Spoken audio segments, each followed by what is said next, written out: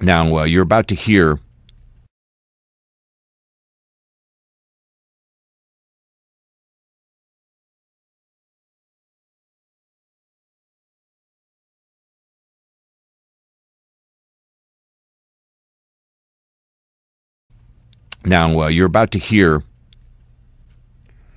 something that I can't independently verify. It's on the internets, and I would say that I don't recognize this person by her voice, but I certainly recognize her outrage. I've heard it in other circumstances with regard to other situations that have happened here in New Orleans. And so I present it with the caveat that it purports to be from a person who well knows what she's talking about, and you will hear some sensitive language. The most sensitive language, of course, has been bleeped out, so I don't face a $250,000 fine. But judge it accordingly. It's on the subject of booming. Oil Spill Booming School. I've been in oil and gas production and exploration for over 30 years. My salary is a little bigger than God's, which is okay because I'm more useful than he is. I'm a better cook than God is too, but let's get back on subject here. Booming School. Not only is oil spill booming a large industry in the USA, teaching oil spill booming is a large industry in the USA. Most of BP's production and pipeline employees in the USA have attended at least one booming school. Many have attended 2 or 3. Most oil and gas production employees in the USA have attended booming school. Some of us have attended really good, really extensive week or 2-week booming schools. BP's production employees have attended the best booming schools. I know this. I've seen them there. BP's drilling folks have mostly not attended booming school. They're sometimes sent to a booming school, but they f*** off in the bar and their bosses sign off on that being okay. Because for drilling hands, booming is for pussies.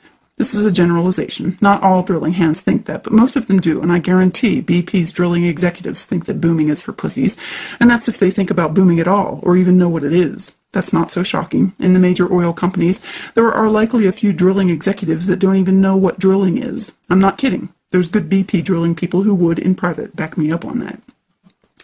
Since this is your first day of booming school, let's go over some important definitions and oil field grammar. Rope is not rope, it is f***ing rope. All of it. Every yard of rope is f***ing rope. Every section of boom is f***ing boom. You get the idea. Generally, boom is long and bright orange or yellow. It is not bright orange or yellow so you can see it, dear fledgling boomer, but so governors, senators, presidents, and the media can see it. It has a round, floaty part that floats and a flat skirt that sinks. A rule. The floaty part never floats high enough and the skirt never rides low enough. Some oil will always go over the boom and some will always go under it. Our task is to minimize both. We do that by f***ing proper f***ing booming. It's fucking obvious. Boom is not meant to contain or catch oil. Boom is meant to divert oil. Boom must always be at an angle to the prevailing wind, wave action, or surface current. Boom, at this angle, must always be layered in a fucking overlap sort of way with another string of boom. Boom must always divert oil to a catch basin or other container from where it can be removed from the fucking area. Looks kind of involved, doesn't it? It is. But if proper f***ing booming is done properly, you can remove by far most of the oil from a shoreline, and you can do it day after day, week after week, month after month. You can prevent by far most of the shoreline from ever being touched by more than a few transient molecules of oil. Done f***ing properly, a week after the oil stops coming ashore, no one, man nor beast, can ever tell there has been oil anywhere near that shoreline. In practice, there's a reason the best booming schools last weeks. Different types of shoreline, different shapes require different configurations. Your numerous anchor points for this spill, those would be 1-yard cement blocks with tie-off buoys, need to be chosen so the boom tenders, you, can adjust the ropes, slanting the booms this way and that to account for changes in wind and current. Booms are tended 24/7, by the way, but just having learned what you've learned here today, you know enough of the concept to figure it out. You get it. You could go out there and watch how the ping-pong balls, your test oil, glide along the boom. You could see where they miss the catch basins, and you could adjust and reconfigure, and you could perform fucking proper fucking booming. By the 3rd day of actual booming, no one on this planet would be better than you. So if you understand it, and all of these production employees understand it, we're talking tens of thousands of people here, then why is most or all of the booming along the Gulf being done wrong? Great fucking question, boomer trainee. 1. The booming is being run by a company that concentrates on drilling, and booming is for pussies. Production employees were not invited because they would just cause trouble. This is a drilling operation, so just f*** off. 2. There's not enough boom, rope, nor anchor on this planet to properly boom the northern Gulf Coast of Mexico. There should be. It's not that much of an expense. Really, it's not. They said they were ready. Having enough materials to perform proper booming is part of being ready. They're not ready, are they?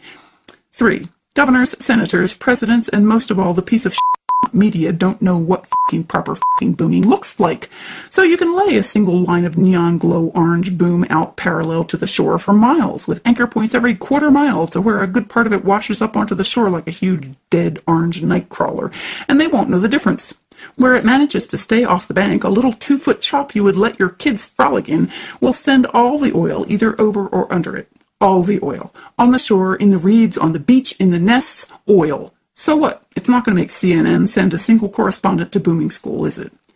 Now the Coast Guard, they know booming. They know what proper booming looks like. Coast Guard Commandant Admiral Thad Allen should be fired. Today. Now. This minute. Before he can give another press conference echoing what BP said not 5 minutes before him.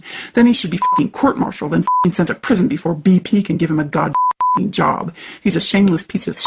And so is President Obama, if he can't see that. People who know me and how I've supported our president through thick and thin know how hard it was for me to say that. I'm literally on the verge of tears right this second, but I won't delete it. There it is. I couldn't find any pictures of proper booming from along the Gulf because there aren't any.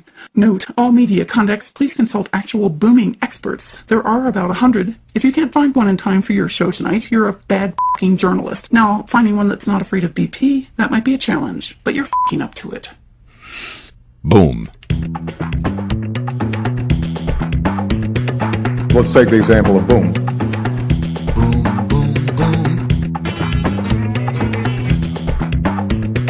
More equipment, more boom. Some of the allocation of boom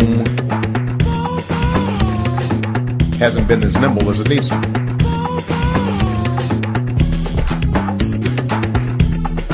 We've deployed over 3 million feet of total boom. Total boom. And today more than 100,000 feet of boom is being surged to Louisiana parishes.